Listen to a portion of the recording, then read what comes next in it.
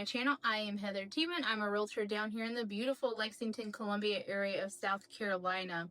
And today we are going to be talking about filing for your legal residency property tax rate and what you need to do in order to do that. It's going to be a pretty short video. But before we get started with that, I am going to ask that you please like and subscribe to my channel. I greatly appreciate it. It really helps with the YouTube algorithm. And I have a goal of 550 subscribers by the end of 2025, and I am just a few subscribers away. So I greatly appreciate all the love and support from you guys. It really means the world to me.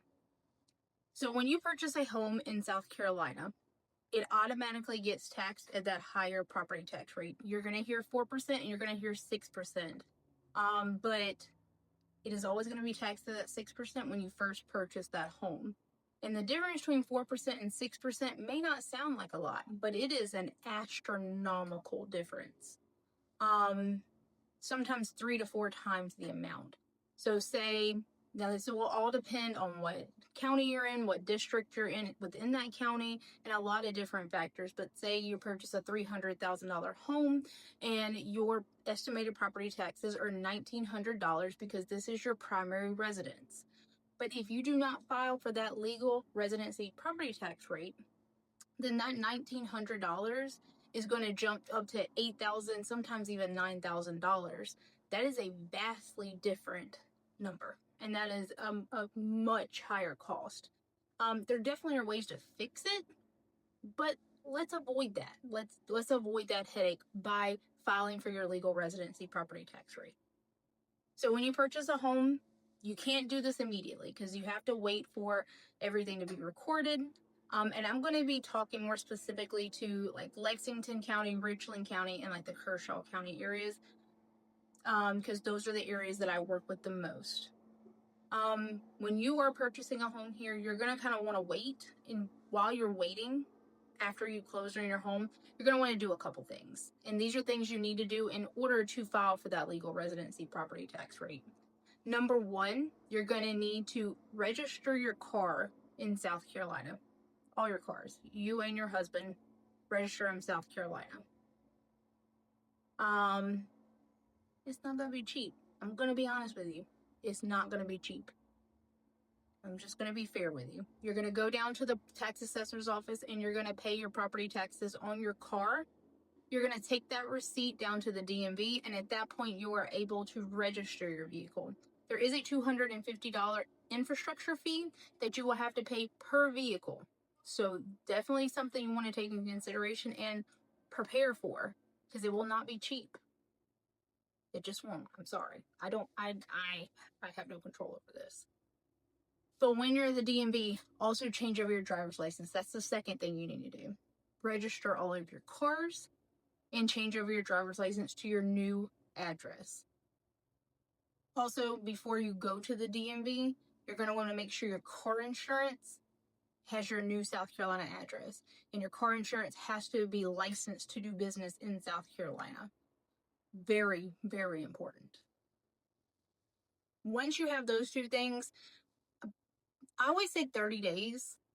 But generally, as long as it's been about 3 weeks, you can file for your legal residency property tax rate. And that is pretty easy. Oftentimes, you can just go to whatever county you're in, their tax assessor's office, and just fill out the form. But many counties do have an online system that you can just do it online. Lexington County does, Richland County does. I do not believe that Kershaw County does, though. You would have to go to their tax assessor's office and fill out the form. But they are just going to want proof of your car registration and proof of your driver's license being switched over, and then you're able to file for that legal residency property tax rate. If you do it online, it could take 3 or 4 weeks before you hear back from them, just saying it's approved or denied. One thing that I always want to note is that if you are married, you will have to file it for both of you. That's kind of a loophole that a lot of people were trying to get away with when they own second homes in South Carolina, is the wife would claim one home as their primary and then the husband would claim the other home as their primary. Well, now when you are claiming your primary, you both have to do it. That can cause some problems for people, especially if you're separated but not divorced yet. I have known a couple of people that are legally separated. One lives in Florida and one lives here, but because they won't switch it over, it is causing an issue.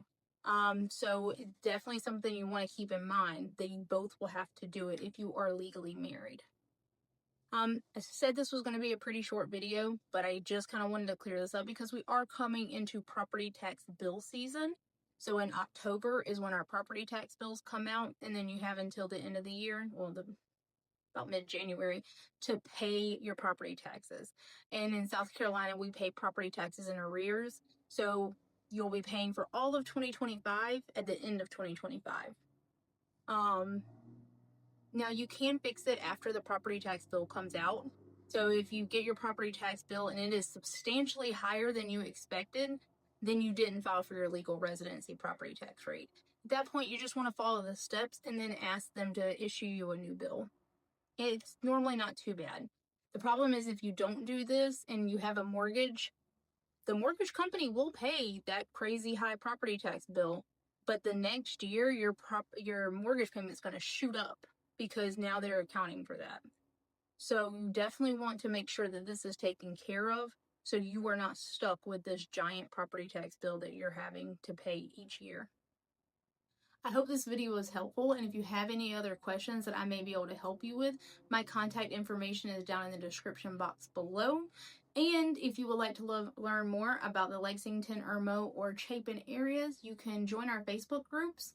They're either moving to Lexington, moving to Irmo, or moving to Chapin, right over there on Facebook. And those are also linked in the description box below. But until next time, bye!